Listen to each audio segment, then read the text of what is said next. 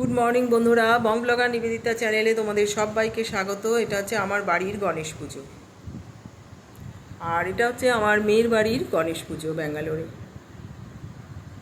আর এটা হলো আমার বোন গণেশ পুজো করেছিল, তোমাদের সাথে একটু শেয়ার করলাম। এটা হচ্ছে অন্য দিনের ব্লগ। তো আমি সেদিনকে ব্রেকফাস্টে খেলাম লুচি তরকারি।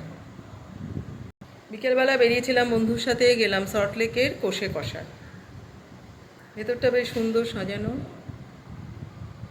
আমি এর আগেও এসেছি, তোমরা দেখেছো, অ্যাম্বিয়েন্সটা ভীষণই সুন্দর।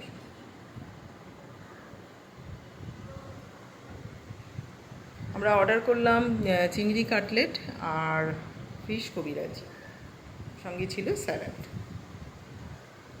গরম গরম আমরা এটা খেলাম, বেশ সুন্দর ফ্রেশ, আর খুব ভালোই ছিল খেতে, খুব টেস্টি। এতই গরম ছিল, আমার তো একবারে মুখটাই পুড়ে গেল।